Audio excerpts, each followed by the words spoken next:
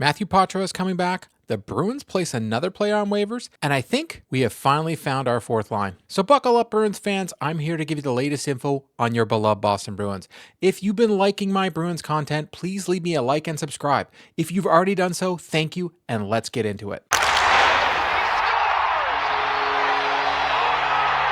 The Boston Bruins had placed a defenseman on waivers this morning for the purpose of sending him to Providence. As it's reported, the Boston Bruins have made a roster move, placing defenseman Ian Mitchel on waivers. Mitchell, 25, appeared in 13 games for the Bruins last season, recording 2 assists and had 10 penalty minutes. He also had 6 goals and 24 points in 42 games down in the American League with the Providence Bruins. This is to make room for Poitras to be cap compliant when he's activated from the IR. That was a little foreshadowing because, as per Connor Ryan of the Boston Globe, coach Jim Mongomery said Friday that Matthew Poitras is very close and could play Saturday at home versus LA. Poitras led the Bruins in the stretch before Friday's practice after skating Thursday in a regular jersey during practice. Poitras had missed the opening 2 games of the season with an injury. Should he return against the Kings, look for the 20-year-old to center the third line alongside Justin Brazeau and Trent Frederick. Poitras had been out with an undisclosed injury since an exhibition game against Philly where he took a huge hit after admiring a pass at the end of the third period. Obviously, I'm really excited. Hopefully, get in the lineup and get to play.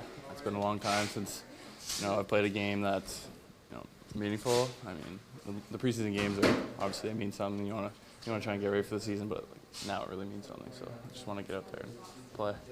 How much did you feel like your game had grown from what you could tell from the preseason? Yeah, I mean, I just felt better and better as the preseason was going on.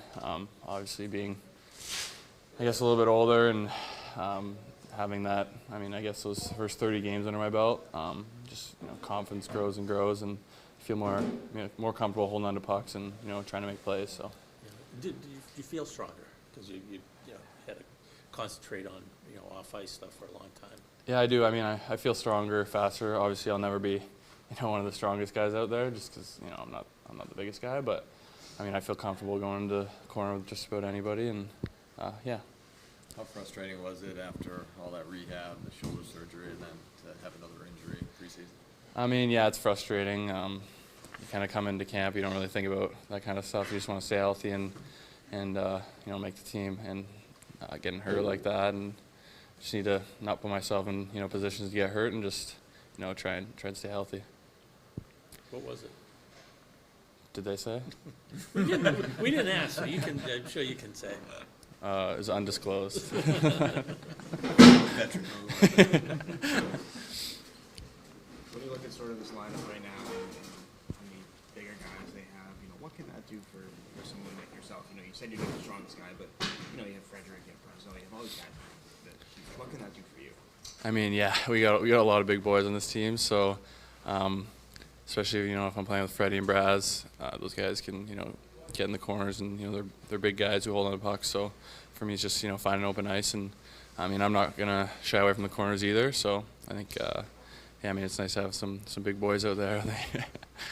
How do you like you said, like you're gonna go in the corners, you're willing to take hits. How do you balance that with avoiding hits that could do damage? I think it comes down to shorter shifts. Once you stay out there 40, 45 seconds, I think that's when you kind of get into trouble.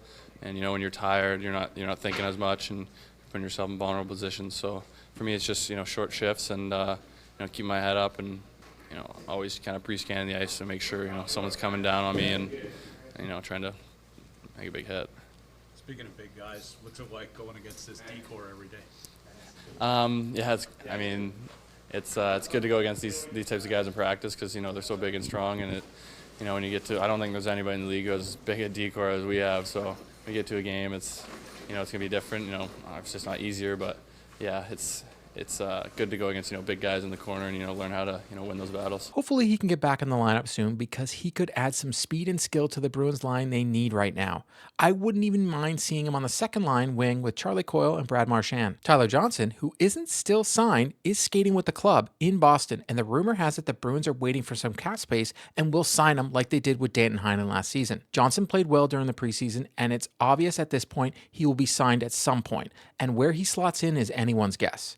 I would think they'd try him on the second line right wing or even the third line at center and then move Poitras up to the wing. I'm interested to see what happens when the Bruins will have cap space to bring him on the team. The Bruins are 1-1 to start the season and have looked slow at times, especially on the transition. So adding Poitras and even Johnson to the lineup will help. Have the Boston Bruins found their fourth line? With Poitras coming back, there's been speculation on what the lines will look like with him back in the lineup. Today at practice, Poitras centered Trent Frederic and Justin Brazeau, which to me looks like a great line.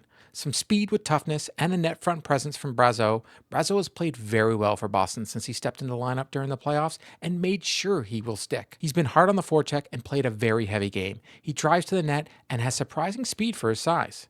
That leaves Tufte and Jones as the odd men out, as the fourth line of Kastelic, Beecher, and Koepke had been the Bruins' best forward line for their first 2 games. Last night, the fourth line combined for 6 points, 3 of them goals.